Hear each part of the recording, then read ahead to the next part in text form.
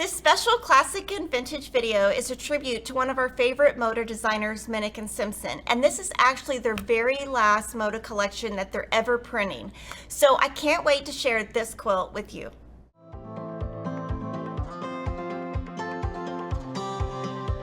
The block I'm showing off today is Michigan Beauty, and this is the Grand Haven collection. It's by Minick Simpson, and like I said, it's going to be their very last fabric collection, and I'm so sad because I love making patriotic quilts with their fabrics. I don't know what I'm going to do.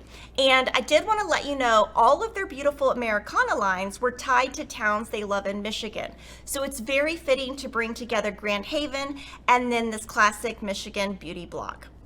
So you can get this very free block pattern at Fat Quarter Shop, or you can actually purchase the low price pattern for the full quilt directions. So the free pattern is the actual block part, but if you want the full pattern that has the sashing and all the sizes, there's table runner, lap, twin, and queen. So everything's available at Fat Quarter Shop, but let's get sewing. And let's first talk about fabric requirements. So today I'm going to be showing you the lap version. So I'm going to talk about what each of these fabrics are and how much fabric you need for the lap version.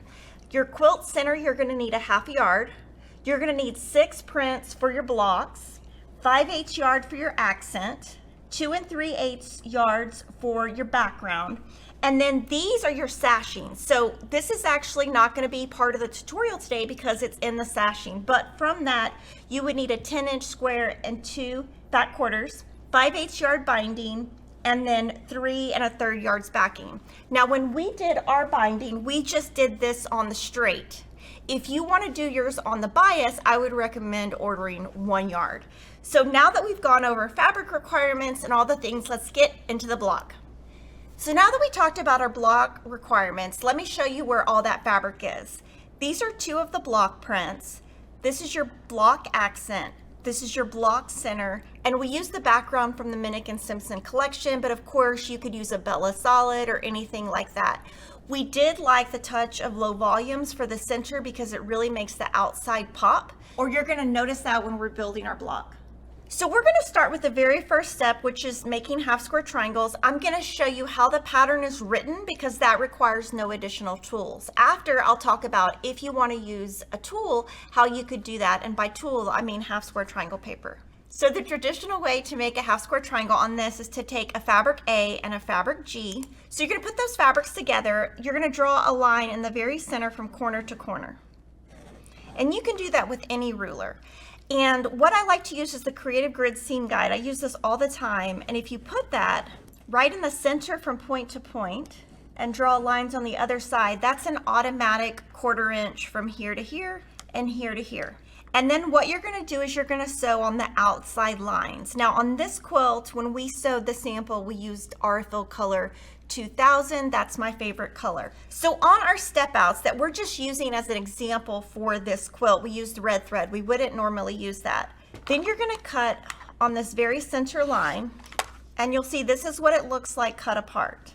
So once you have it cut apart, this is what your half square triangle looks like. And we cut our beginning squares a tiny bit bigger so that we can trim down. So from here, I'm going to take a Creative Grids 2½ inch square ruler. It's the exact size that we need. That's right here. And I'm just going to cut on all 4 sides. That's going to give you a perfect half square triangle unit.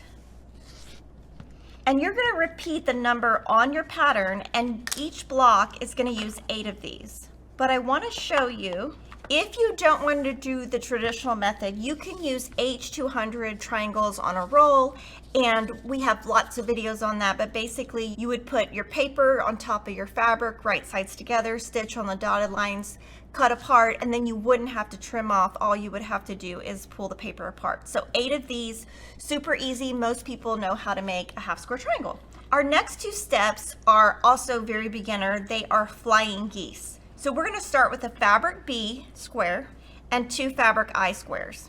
On the back of the fabric I square, you're going to draw lines from corner to corner. And I'm using a friction pin.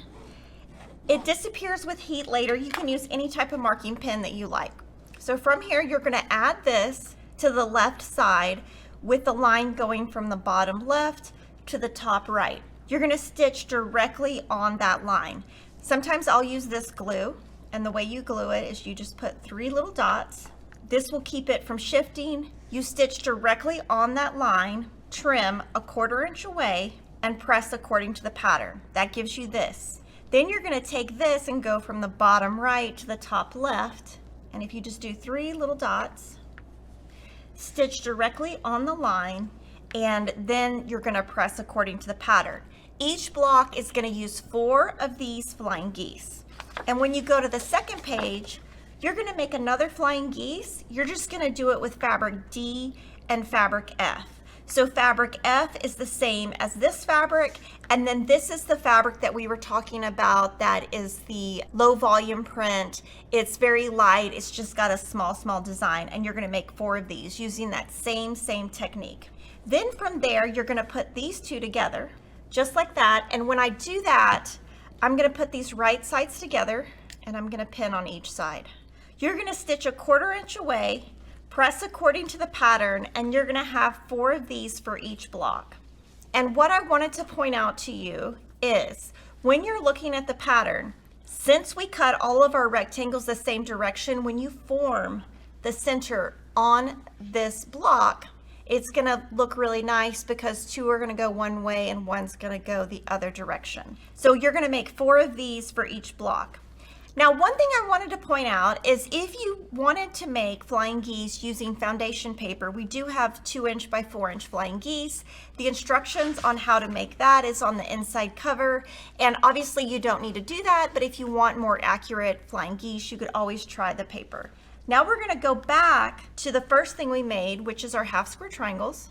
You're gonna take a fabric H square and a fabric C square. So here you wanna make sure your prints are facing in, and so your backgrounds are just on the outside. You're gonna sew those with 1/4 inch seams and press. And when you're done, you're gonna have 4 of these. These are your star corner units. And I did wanna point out before we start putting the block together, when we did each block, we made sure the fabric on the point and the fabric in the inner are different. So you wouldn't want to do like 2 dark blues or 2 dark reds. They need to have some type of contrast.